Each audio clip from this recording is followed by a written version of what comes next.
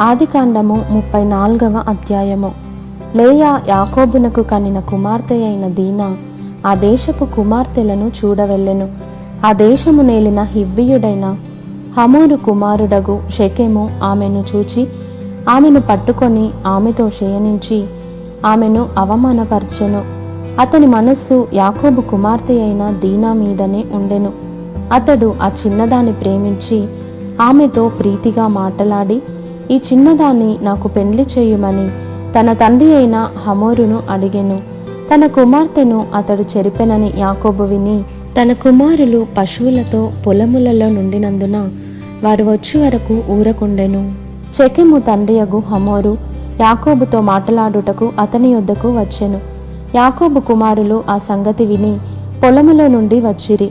అతడు యాకోబు కుమార్తెతో శయనించి ఇశ్రాయేలు జనములో అవమానకరమైన కార్యము చేసెను. అది చేయరాని పని గనుక ఆ మనుష్యులు సంతాపము పొందిరి. వారికి మిగుల కోపము వచ్చెను.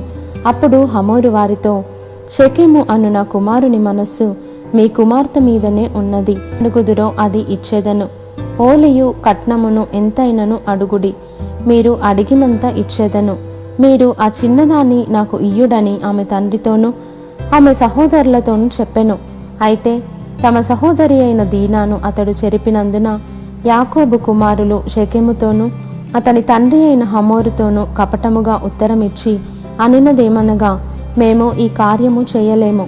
సున్నతి చేయించుకొనని వానికి మా సహోదరిని ఇయ్యలేము. అది మాకు అవమానమగును. మీలో ప్రతి పురుషుడు సున్నతి పొంది మావలే నుండిన ఎడల సరి.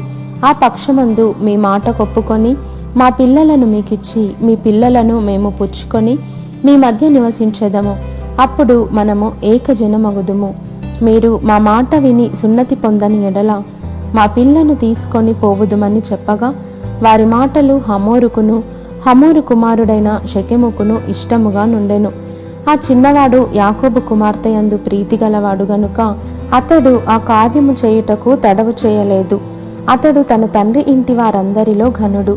హమోరును అతని కుమారుడైన షెకెమును తమ ఊరి గవిని యొద్దకు వచ్చి తమ ఊరి జనులతో మాటలాడుచు, ఈ మనుష్యులు మనతో సమాధానముగా నున్నారు గనుక వారిని ఈ దేశమందు ఉండనిచ్చి ఇందులో వ్యాపారము చేయనీయుడి. ఈ భూమి వారికిని చాలినంత విశాలమై ఉన్నది కదా. మనము వారి పిల్లలను పెండ్లి చేసుకొని మన పిల్లలను వారికి ఇత్తము.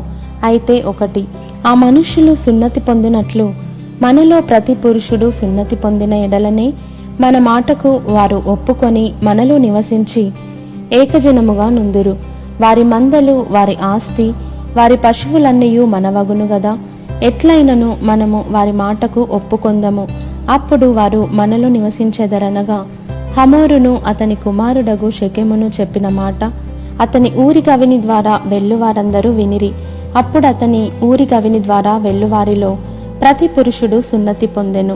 3వ దినమున వారు బాధపడుచుండగా యాకోబు కుమారులలోనిద్దరు అనగా దీనా సహోదరులైన షిమ్యోనును లేవియు తమ కత్తులు చేత పట్టుకొని ఎవరికి తెలియకుండా ఆ ఊరి మీద పడి ప్రతి పురుషుని చంపిరి.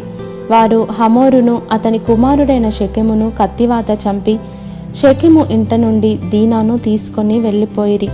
తమ సహోదరిని చెరిపినందున యాకోబు కుమారులు చంపబడిన వారు ఉన్న చోటికి వచ్చి ఆ ఊరు దోచుకొని వారు గొర్రెలను, పశువులను, గాడిదలను, ఊరిలోనిదేమి పొలములోనిదేమి వారి ధనము యావత్తును తీసుకొని వారి పిల్లలనందరినీ వారి స్త్రీలను చెరపట్టి ఇండ్లలోనున్నదంతయు దోచుకొనిరి.